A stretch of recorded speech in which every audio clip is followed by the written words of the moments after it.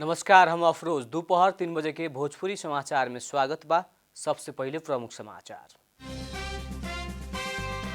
संघीय संसद के राष्ट्रीय सभा की बैठक जारी। बैठक में विनियोजन विधेयक 2079 के विभिन्न शीर्षक पर छलफल शुरू।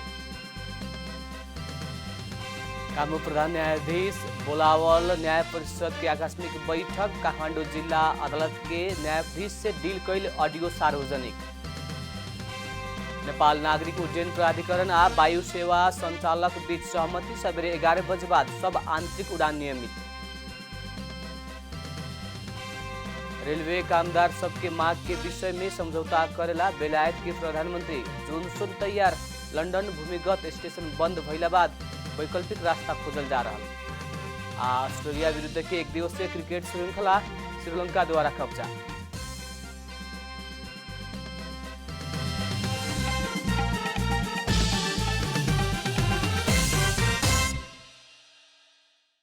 अब पूरा समाचार। संघीय संसद राष्ट्रीय सभा की बैठक अभिन्न संसद भवन नया बानेश्वर में बैठ रहा बा। बैठक में विनियोजन विधेयक 2079 के विभिन्न शीर्षक सब मध्य शिक्षा, विज्ञान तथा प्रविधि, उद्योग, वाणिज्य तथा आपूर्ति, संस्कृति, पर्यटन तथा नागरिक उड्डयन, भौतिक पूर्वाधार तथा यातायात, परराष्ट्र, खानेपानी, स्वास्थ्य तथा जनसंख्या मंत्रालय के विभिन्न शीर्षक पर छलफल जारी रहल बा। बैठक में भगवती नेउपाने से विनियोजन विधेयक 2079 अंतर्गत भौतिक पूर्वाधार तथा यातायात मंत्रालय शीर्षक के खर्च रकम के घटा के 1 रुपया कायम करियो कह के खर्च कटौती के प्रस्ताव और सोनाम गोलजैन शेर्पा से विनियोजन विधेयक 2079 अंतर्गत संस्कृति, पर्यटन तथा नागरिक उड्डयन मंत्रालय शीर्षक के खर्च रकम के घटा के 1 रुपया कायम करो कह के खर्च कटौती के प्रस्ताव प्रस्तुत करे के कार्यसूची बा।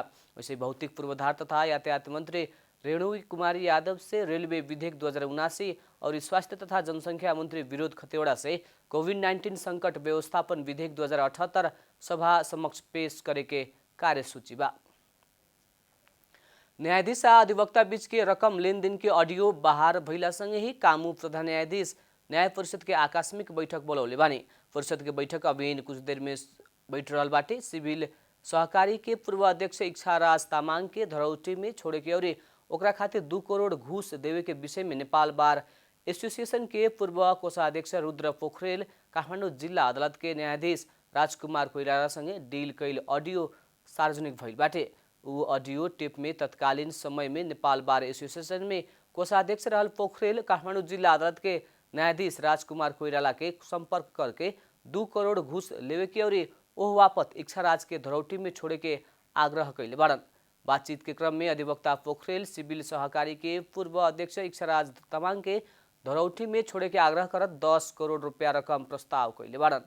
ओह में निलंबित प्रधान न्यायाधीश चुलेन्द्र शमशेर जबरा के भी साथ होके के कहत वहाँ के प्रलोभन देहल गई रहे। सर्वसाधारण के 8 बरस 8 अरब ठगी के आरोप में पकड़ाउ पड़ल तामाङ के 2078 पुस 14 गते काठमाडौँ जिला अदालत से पूर्व पक्ष के खातिर थुना में पठाव के आदेश देहले रहे। वायु सेवा संचालक सब सबै आंतरिक उड़ान नियमित कैले बाटे। नेपाल उड्डयन प्राधिकरण और वायु सेवा संचालक बीच कालू राति भइल सहमति बाद वायु सेवा संचालक सब सबै आंतरिक उड़ान नियमित कैलक हवे।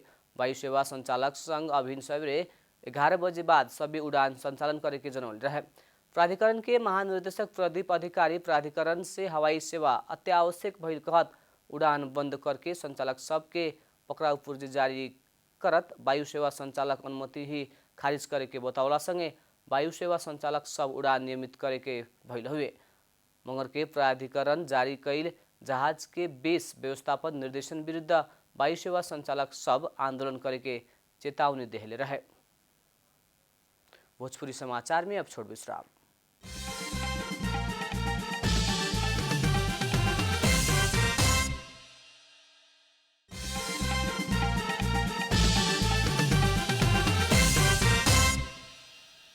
भोजपुरी समाचार में अब थप समाचार।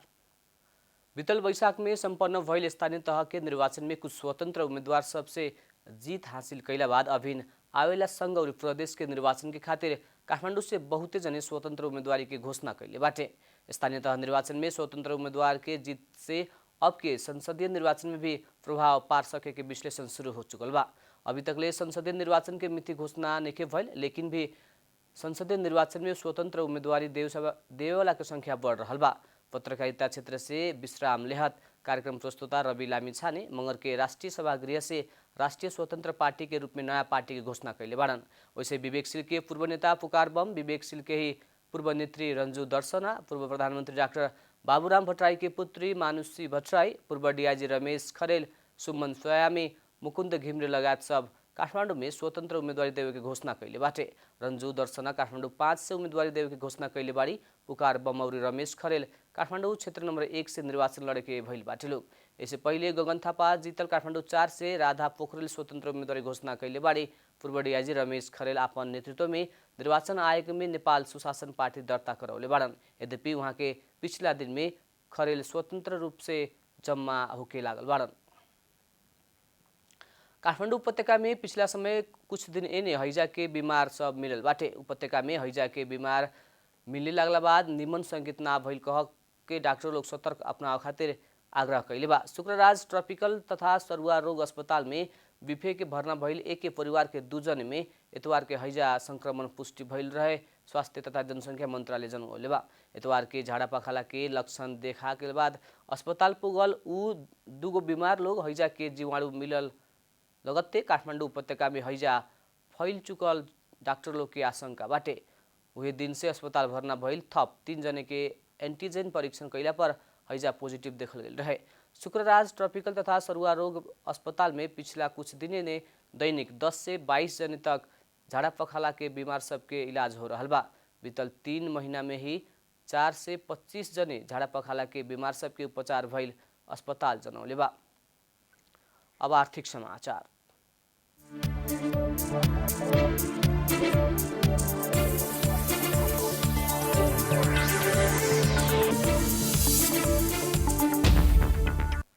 सरकार और केंद्रीय बैंक सामान आयात में कड़ाई के बावजूद भी जेठ महीना तक में 17 खरब 63 अरब रुपया के सामान आयात भइल बा। भन्सार विभाग उपलब्ध करावल तथ्यांक मुताबिक चालू आर्थिक वर्ष के जेठ महीना तक में अगिलका वर्ष के जेठ महीना के तुलना में 27.5% से आयात में वृद्धि भइल बाटे। बीतल आर्थिक वर्ष के 11 महीना में 13 खरब 83 अरब रुपया के सामान आयात भइल रहे। नेपाल आर्थिक वर्ष के 11 महीना में 1 खरब 85 अरब रुपया के सामान निर्यात कैले बाटे, जवन अगिलका वर्ष के उहे महीना के तुलना में 53.3% से वृद्धि हुए। जेठ मसांत तकले व्यापार घाटा 25% से बढ़ के 15 खरब 77 अरब रुपया पुगल बाटे। नेपाल का आयात निर्यात अनुपात 11 महीना तक में 9.49 गुना रहल बाटे, जौन अगिलका वर्ष के तुलना में 18.3% बढ़ल हुए। भोजपुरी समाचार में अब छोट विश्राम।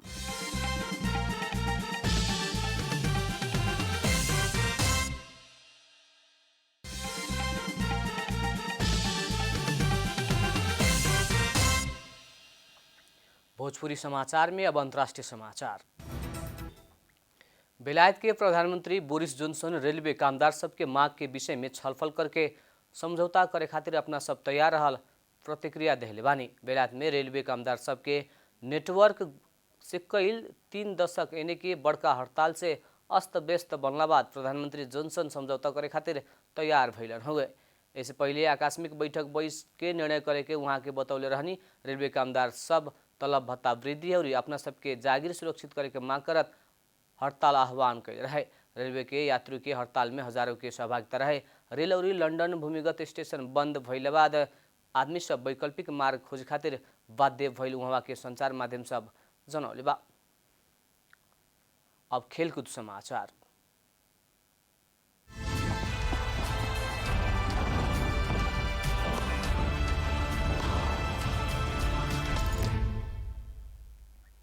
घरेलू टोली श्रीलंका अस्ट्रेलिया विरुद्ध के 1 दिवसीय क्रिकेट श्रृंखला में ऑस्ट्रेलिया के हरौले बाटे। कोलंबो में मंगर के राति भइल खेल में श्रीलंका ऑस्ट्रेलिया के 4 रन से हरौल हुए।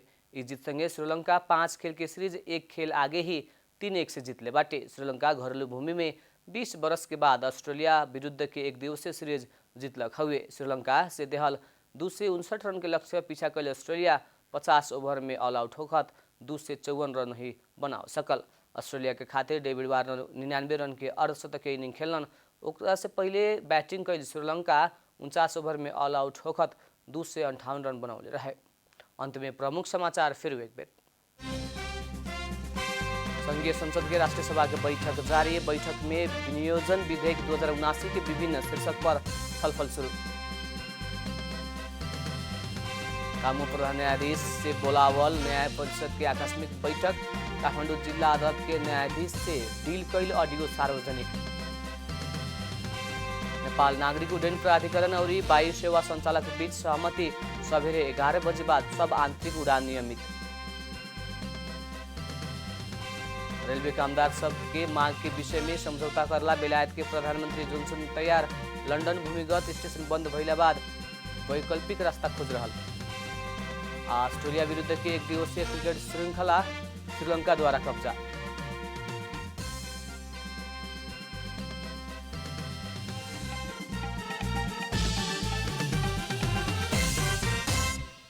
भोजपुरी समाचार अभी खातिर इतना ही। जनता द्वारा जनता खातिर प्रसारित जनता टेलीविजन देखत रहें। प्रणाम।